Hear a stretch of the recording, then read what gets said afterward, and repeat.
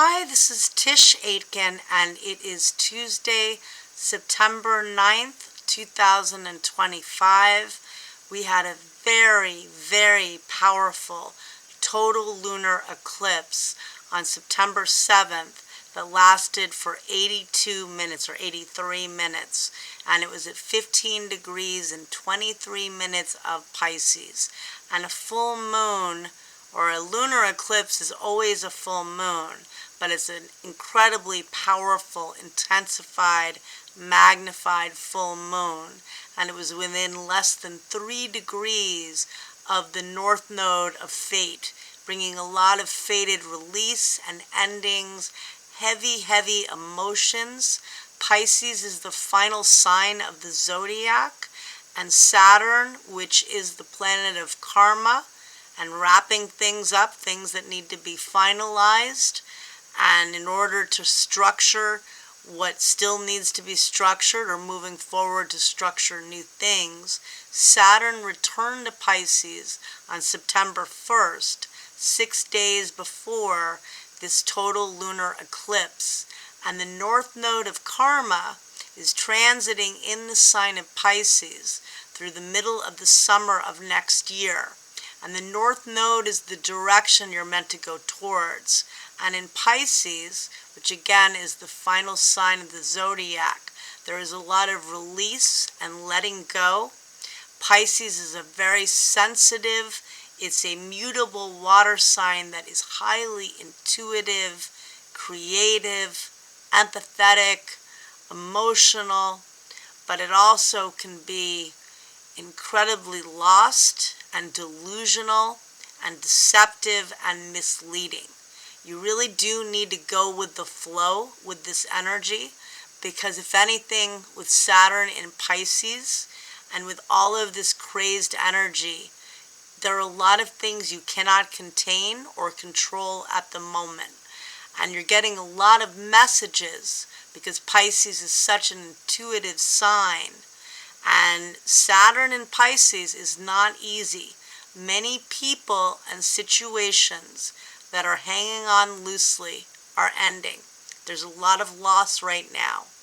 And Neptune, which is the modern ruler of Pisces, will return to Pisces on October 22nd. They're both completing their journey, and they'll meet up at the very first degree of Aries, which is the first sign and a degree of new beginnings, on February 20th of next year. Again, this is augmenting the fact that we are completing things. We do get a chance to redo things that maybe we weren't able to accomplish when Saturn was in Pisces, because it did dip into Aries briefly from May 24th through September 1st. And again, it will come back on February 13th of next year and will be there for a few years. But this is a lot of psychic and emotional and spiritual exploration, and in like the judgment card type of way. It's facing things that are painful. It's saying goodbye to a lot of people and situations and maybe elements of ourselves. It's facing fears in a very tenuous and uncertain time. And this is not easy. And Saturn has been in Pisces on and off since March 7th, or really since March 7th of 2023, on and off, because it was briefly in Aries. But it's been there since March of 23, so for 2.5 years. And Neptune being in Pisces, well, it's been in Pisces since the beginning of 2011, and it's in a sign for approximately about 14 years, and it will leave Pisces altogether on January 26th of next year. It's going to come back from October 22nd through January 26th, and again, they're meeting up to structure and build and enforce a new dream you're working on. But there's a lot of letting go. A full moon is a time of completion. There can be major new beginnings with a full moon eclipse and major beginnings with a new moon eclipse, because they are very unpredictable. And you have to add the fact that Uranus, which is the planet of chaos and the unexpected, retrograded just the day before this very powerful lunar eclipse in the sign of communication. It retrograded in Gemini at 1 degree and 28 minutes Gemini, and we're still feeling that intensity, those shocks, those surprises. I've had so many changes in plans in the last 48 hours. Some of it was my own fault. I wouldn't say fault because a little bit of it was out of my control, but I contribute to it. A lot of it was not done by me. It was all around me. It was a part of me. I saw it happen to other people. It's been very chaotic and disruptive. I have a friend of mine that says, I don't know what's going on, but this has been a very weird day, and it's just something feels off. And yeah, it does feel off.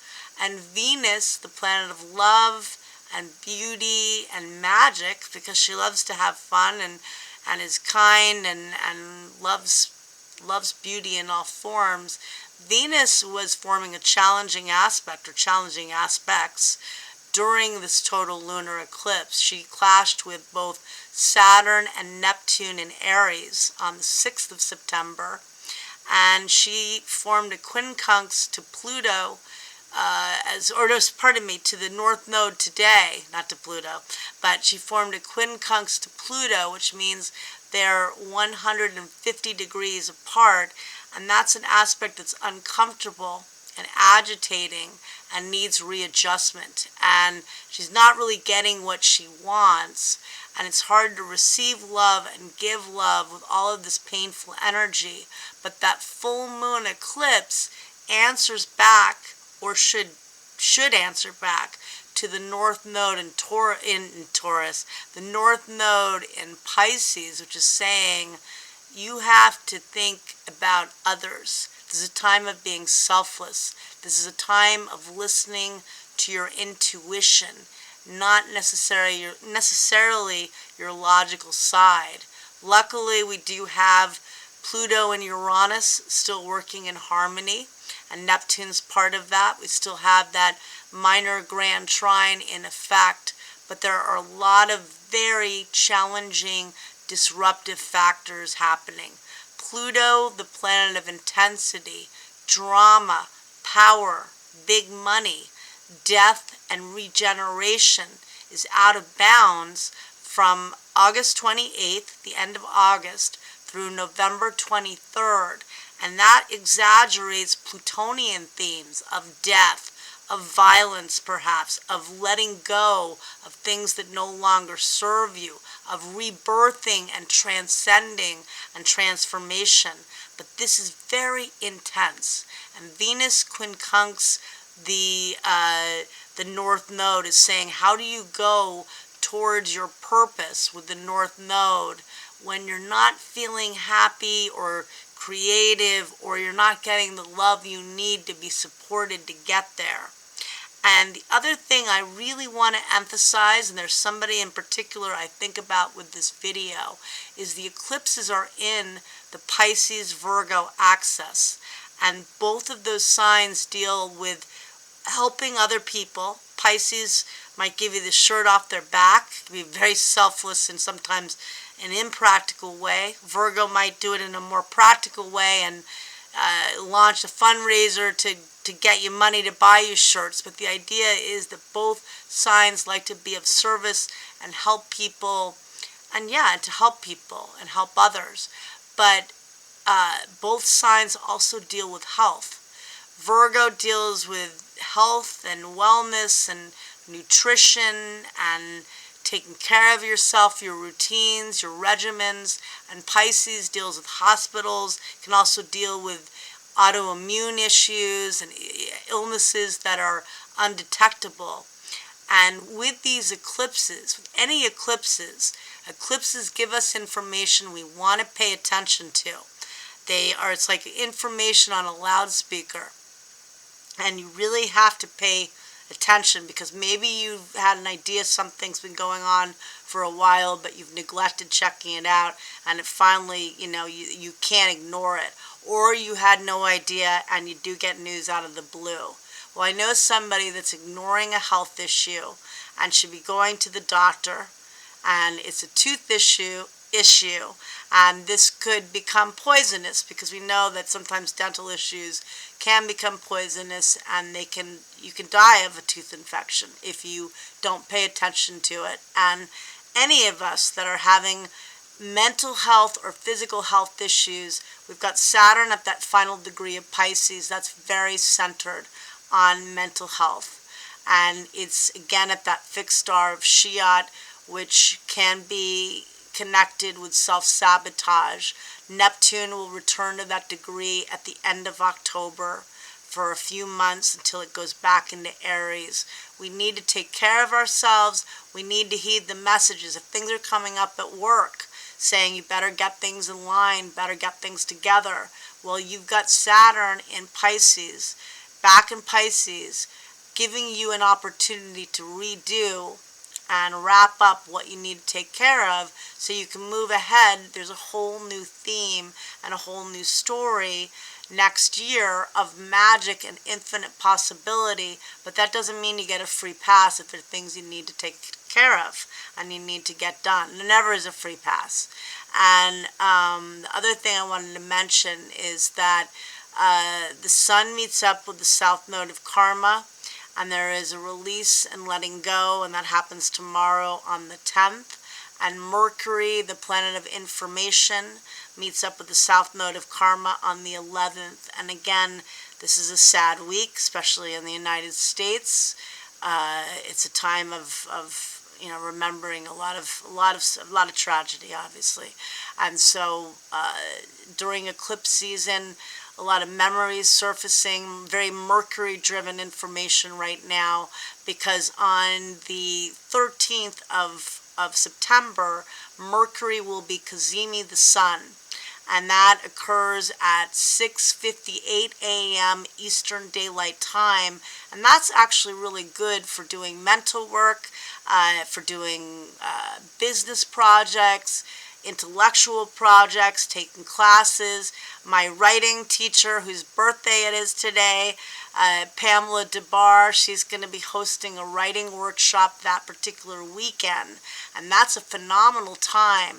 When a planet is cazimi the Sun, in this case it's Mercury, which is the cosmic messenger and the ruler of the signs of Gemini and Virgo, it means it's within a degree of the Sun. It's in the heart of the Sun, bringing light to that planet, bringing light to communication and illumination. And that's also really good for all of us, given that we're in the eclipse corridor.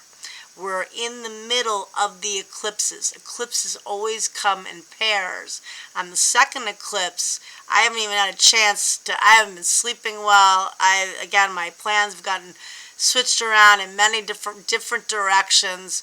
I wrote a book like an article that felt like writing the Odyssey. It was hardly the Odyssey. I'm not giving myself credit in that way, but it took me enough time. It felt like that. It reminded me when I read the Odyssey when I was 14, and that took a while. So, the point is I couldn't sit down and focus, and Pisces can be very focused energy. And this weekend, that will help us. Virgo season is a time when people go back to school.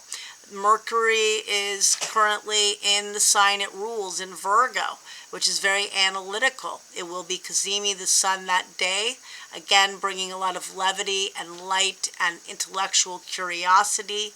The Sun is in harmony with Jupiter, the luckiest planet, and that occurs on September 12th, so beginning that weekend at 3:30 a.m. Eastern Daylight Time.